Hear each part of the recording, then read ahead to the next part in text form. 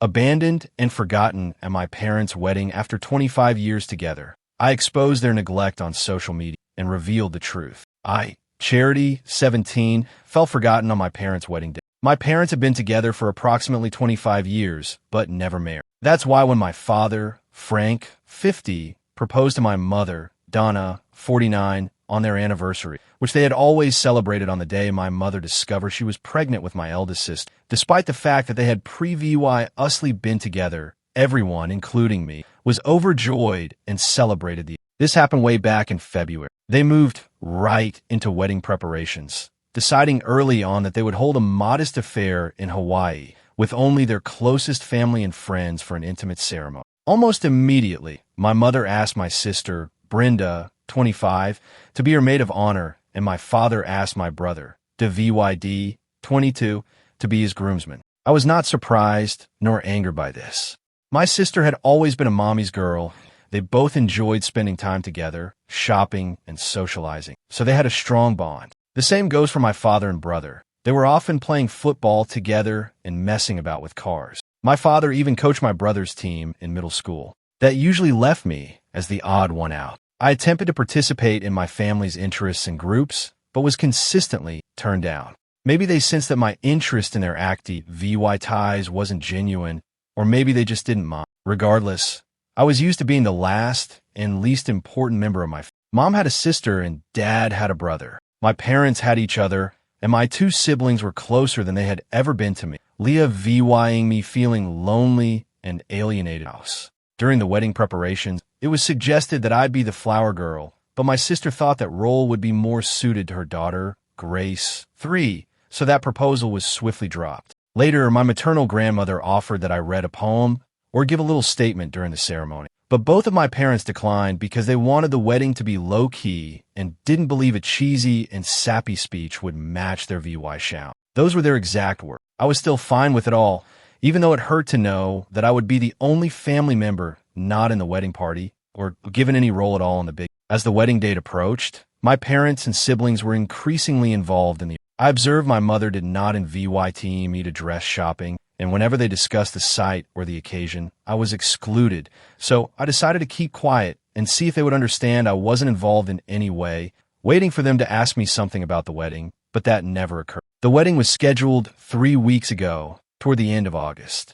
My mother casually asked me the day before their departure whether I had my luggage ready, because we couldn't be late at the airport. I honestly informed her that I had not prepared anything. She looked perplexed for a second before snapping at me for not being prepared. I immediately asked her if I had a ticket, and her face turned pale. Yes, they hadn't even purchased my ticket, and I'm not sure if I had a room or any other amenities once there, even though I was the only member of my family without a steady income. I work as a part-time babysitter. My parents had purchased first-class tickets for my siblings and a couple of other friends who were attending the wedding, but they had overlooked me. My mother urged me not to make a big deal about it, and that they could simply find me a low-cost, last-minute ticket from a budget airline. I just said, then what do I even have to wear to the ceremony? She went shopping with Sis months ago for her and all of the other female guests' outfits, but I was not included. That's when my father walked in and ordered me to suck it up, claiming I'd never been a girly girl, so I could wear whatever. I was upset, because even though I'm not the most feminine girl on earth, I would have liked to be a part of my parents' wedding. It wasn't just the outfit. It was the fact that I had been excluded from almost everything for months. We all got into a fight with them calling me entitled and accusing me of making myself little on purpose so they would forget about me, as if that was a sufficient reason to ignore their child. They ended up warning me that if I kept this attitude, I might as well skip the entire event. I replied with a defiant fine and went into my room. The next morning, they all departed for Hawaii without me. The ceremony was tiny, but they all shared numerous photos on Instagram and Facebook about how amazing and magical the entire week was. People noticed that I wasn't in any of the images and began asking my parents why. They responded that unfortunately, I got sick before the trip and had to stay home. I made a throwaway because I didn't want to give out my personal information, which is freely accessible on my real account. Unfortunately, this is not a fake. You are the first to bring up the affair theory in my mind, and I'm not sure what to make of it. I hope this is not true. Commenter: the wedding party and other guests received first-class tickets, but their youngest child didn't. How is this possible? Then, they don't rectify it by buying you a first-class ticket, but rather an economy ticket because it's cheaper. Did you even have accommodations? No dress either, just wear whatever? Now it is your fault that they are careless. Hell no, these parents stink. Opie, I believe when she started a cheaper airline, she meant it was more likely that I would arrive on time, as their aircraft was allegedly fully booked. Again, I'm not sure about the accommodation. They made no mention of them. I just know that they all stayed at the same hotel where the ceremony took place. Commenter, her, instead of fighting for minimum attention from her parents and siblings, she should focus her energies on seeking other sources of OOP. I really don't have the strength to do anything these days. I'm starting college later this year. The plan was to live at home because it's not far away, but now I just want to leave. I'm not sure how though. I don't have enough SAVYNGS or a job right now, and the thought of going out and getting one feels overwhelming. I don't want to drop out, but I want to go somewhere else. I wrote this yesterday because I needed to rant, but I didn't want to start an additional controversy, so it's anonymous. Commenter, her, if she is 18 in college, she should proceed with the emancipation process. Emancipation will save her a fortune on her schooling, and I guarantee you that her horrible parents did not plan to benefit her in any way. Opie, before all of this, I plan to attend college in my hometown. It's a terrific college downtown, and I was overjoyed to be accepted. A couple of my high school buddies are also going there and will live at home. I was SAVYing to buy a car for simpler transportation. They were going to pay for my tuition and other expenses, but now I simply want to leave this house. Commenter, stay strong. Do not let them get under your skin, even if you have to find roommates or move in with a friend. Depart as soon as you feel secure with your mind. There are Facebook groups and other resources for finding roommates, particularly in college locations. OOP, I know that's what I should do. I have a buddy who is MOVYing into a studio apartment near our campus, but I don't have a job right now and don't want to be a burden to her. She and I are close, so I'm sure she wouldn't VYT me to move in with her, but I don't want to be a burden. Also, I don't have a job right now, so I can't pay rent, which is something else I need to work out. Update 1. Thank you very much.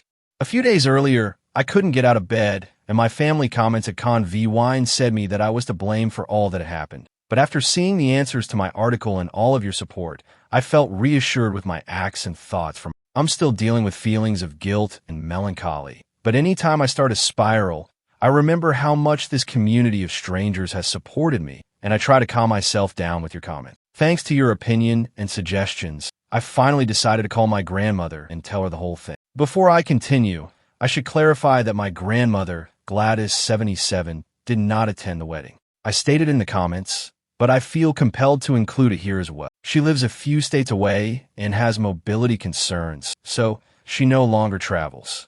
We went to see her around Easter, and she suggested that I read a poem during the wedding, but that was the last time I saw her in person before all of this. She has always been very affectionate to me and has pre-VY-usly chastised my parents for their favoritism, but she is unable to play a more active role in my upbringing because she lives so far away. I'm constantly apprehensive about troubling her because of her age, and she had a mild stroke a few years ago and is now back to normal, but I'm still concerned. Anyway, I contacted her and explained everything about the wedding, even how my parents didn't even purchase me a ticket to accompany them. She came to the same conclusion as the majority of the commenters. It was simply unthinkable that they had forgotten and done it on purpose. I cried on the phone with her, explaining how I was feeling, how this had been going on forever, how I felt in the aftermath, and most importantly, my need to go. She was really lovely and soothing to me, telling me that I didn't have anything else to worry about because she had my back completely. She told me to take it easy, but make plans for the future, and she promised to help me. After that chat, which lasted around 2 hours, I felt better and decided to take her AdVYC. I began working on a plan for the upcoming academic year. I have a friend who is going to rent a studio near a future camp. She has a wonderful relationship with her parents, but she has 5 younger siblings and wants to be more independent, so she opted to move out. I asked if I might live with her temporarily and pay rent as soon as I acquired a job. She immediately agreed, and AdVY said me not to worry about rent or anything else until I was in a better situation. We had a good cry together when I told her about my parents' wedding. This happened a few days ago, and I had planned to post an update at the time. However, my grandmother called my dad and siblings to chastise them on how they were treating me. My brother texted me later with a half-hearted apology, stating he didn't realize I wasn't included and simply assumed I wouldn't enjoy the vacation. He also accused me of uploading the photo solely to cause trouble. My sister, on the other hand, berated me, telling me that I kept making my problems public and blaming them on the family, although they were all innocent. My folks have been acting strangely since returning from their trip. They berated me and were outraged at first, but since then, we've just ignored each other. After my grandmother called them, they came into my room and told me that if I wanted to put this whole thing to rest, I needed to stop talking about it. They say it would have all been over if I had only kept my mouth shut. I requested them to leave my room and contacted my grandmother again to explain what had transpired. She then told me that she and my uncle, my mother's older brother, Henry, had bought plane tickets to see me. I was honestly concerned about this because my grandmother's health isn't great and this level of work is too much for her. I understand how difficult it is for her to get on a plane, so I attempted to discourage her from coming and assured her that everything would be fine, but she refused to listen, telling me that she was overdue for a chat with my parents and wanted to see me. I'm worried about her and feel like I pushed her to take this lengthy, difficult trip because of me. I want nothing more than to hug her right now, yet I'm concerned about her. At the very least, my uncle will accompany her, but I hope she does not overwork herself or that nothing bad happens to her because that would shatter me. They arrive tomorrow and haven't notified my parents about their vacation.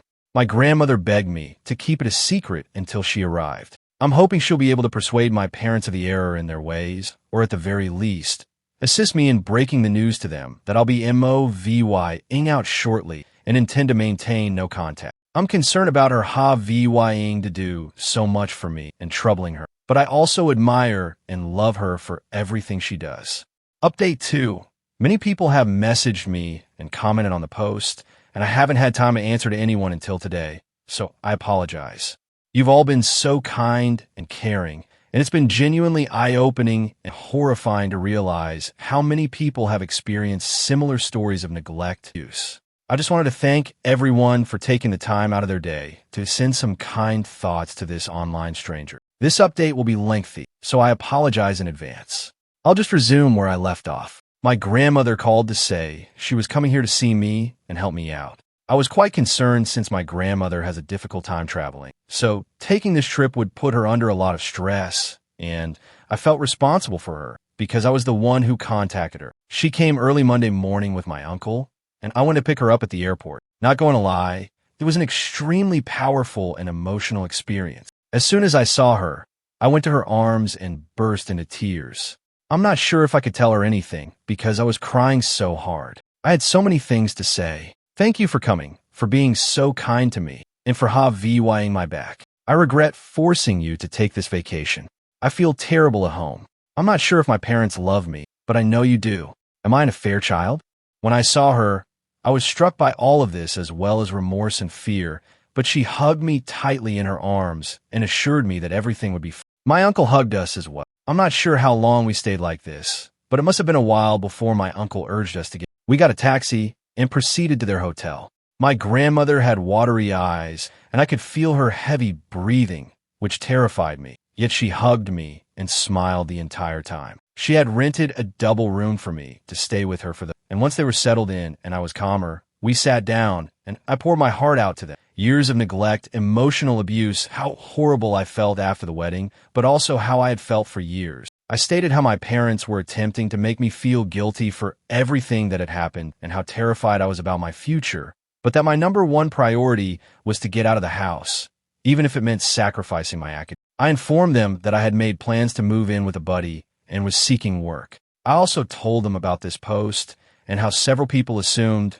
I was an affair child, and I admitted that I was starting to doubt that myself. It was a lot, and I could tell they were both deeply touched by what I was saying, but they continued to soothe me and make me feel safe enough to open up. After I expressed my anxieties, my grandmother reassured me that I had nothing to worry about and that she would always be there for me. First, she assured me that I was not an affair child. She informed me that both of my parents were overjoyed when my mother became pregnant with me, and she knew that adultery would be a deal breaker for my mother, as she imagined it would be for my father. Apparently, the favoritism started when I was 3 or 4 years old, when my parents were continually complaining about how VYing young child in the they were frustrated because they could transport my older siblings to their active VY ties, but not me. I was also quite shy and a bit of a crybaby, which they could not tolerate, setting me apart from my sibling. She told me that my parents had saved more than enough for my college.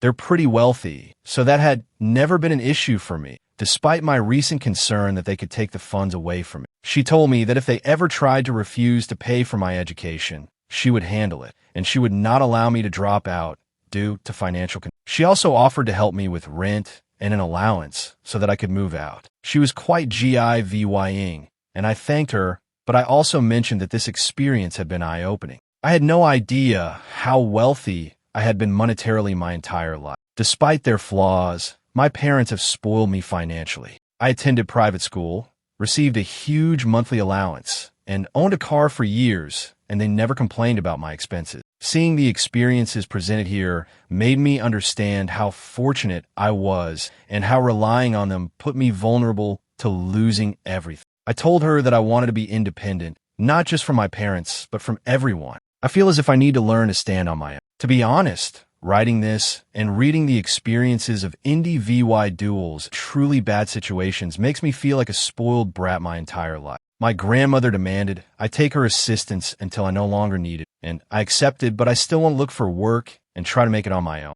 We relaxed at the hotel for a bit because we were all tired from the morning, but in the afternoon, we took a cab to my place. When I stepped through the door, my parents were completely surprised to see my grandmother and uncle. Before they could say anything, my grandmother urged me to go pack my basics while they spoke with my parents.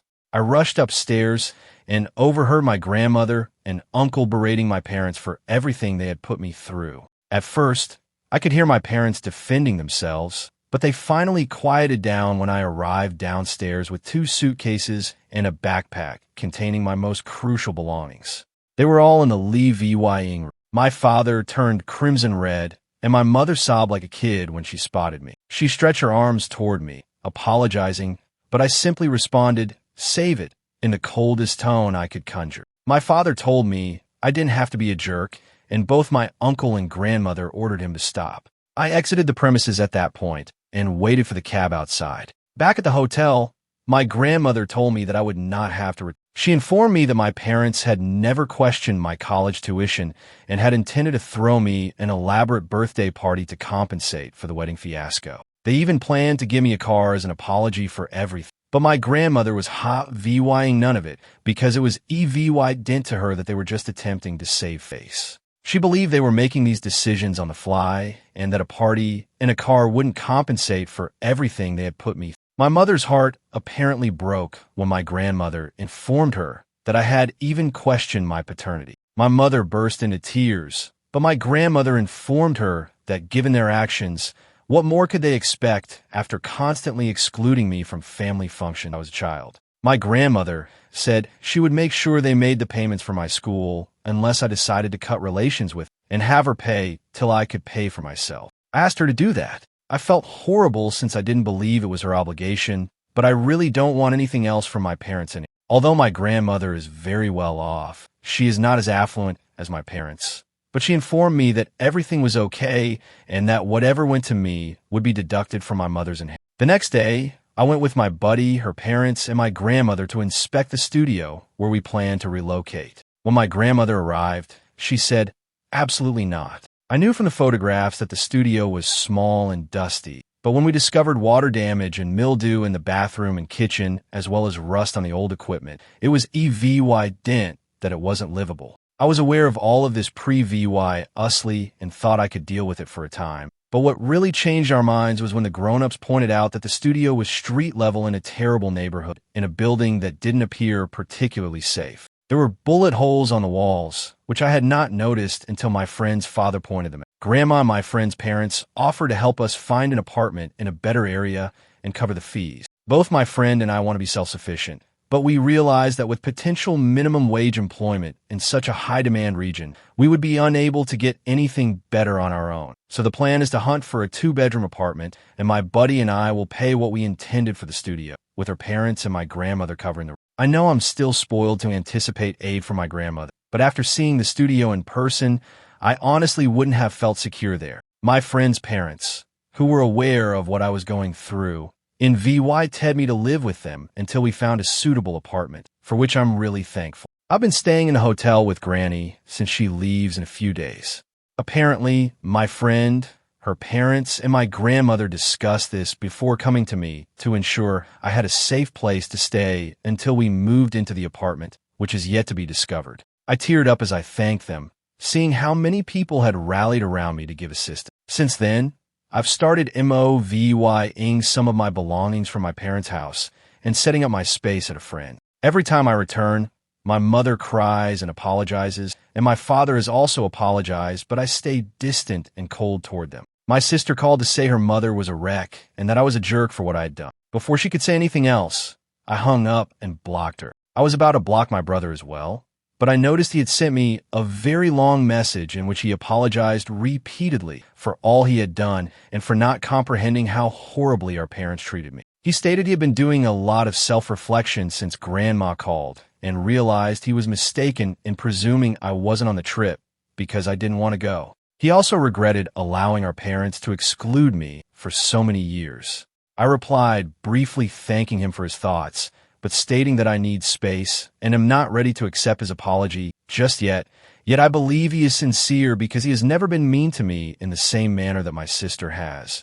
Only did. However, I feel compelled to keep him at a distance for the time being. Keeping in touch with my family feels like the correct thing to do while everything is still so new. Maybe in the future he will show me that he is just as vicious as everyone else, and I will block him. However, as long as he respects my boundaries, I feel better not cutting him off totally. I've also scheduled an appointment with a therapist who specializes in neglected teenagers, and my first preliminary consultation is next week, which will be sponsored by my grandmother. This makes me even more eager to get a job to relieve her of the load, despite the fact that she has repeatedly stated that she is willing to do everything. That's where things are right now. I'm not sure if I'll blog again, maybe after I start classes or move into my apartment, but for now I'm just trying to spend time with my grandmother and uncle. I'm working on learning to grow and overcoming the feelings of guilt and depression that have haunted me for so long. I'd like to thank this community again for being so nice and helpful to me. To everyone who has messaged me with their own personal stories of being kicked out or VYing to make it on your own at such a young age, you've made me feel a lot less alone.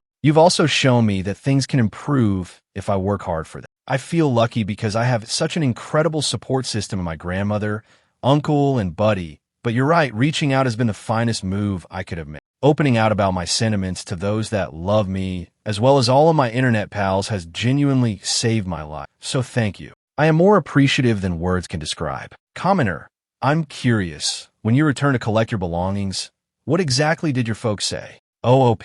Every time I've gone there, my mother has been crying and saying, I'm sorry again and again, but I haven't talked to her, so she hasn't expressed anything in particular. I also haven't given her a chance. My father has largely remained silent, staring at me whenever I enter and depart. When he apologized, he said something along the lines of, I'm sorry for everything, without acknowledging any fault on his part. I'm not sure if they're shocked by all that's going on. I'm overwhelmed and haven't had time to digest it all, or if they don't believe they've done anything wrong and are simply acting for grandma. I honestly do not know. Commenter, don't chop off your nose to spite your face when it comes to college money. Your parents are responsible for paying the entire bill. Don't burden yourself with that expense when they can cover it. It's the absolute minimum they can do. OOP.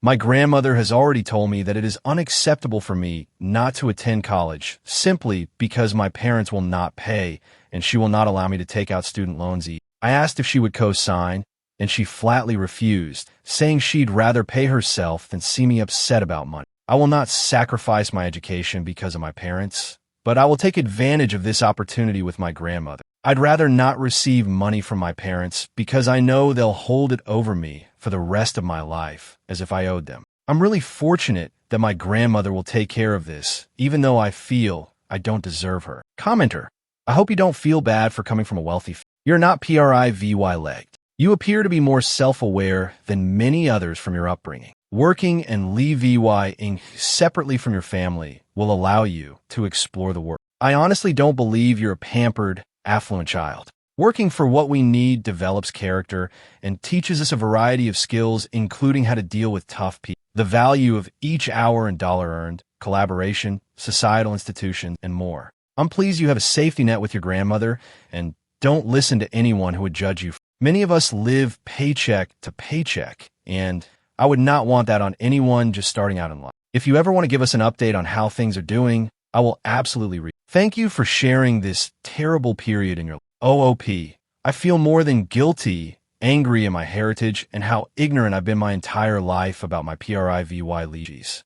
This self-awareness you stated has only recently come to light for me. When I initially clashed with my parents, I didn't think about money or how I'd support myself. That's always been a given for me, which is wonderful considering I'm still under 18. But after posting here and reading posts from others who have had to deal with the financial ramifications of being neglected, cutting off their family, or leaving home at an early age, I realized how out of touch I had been.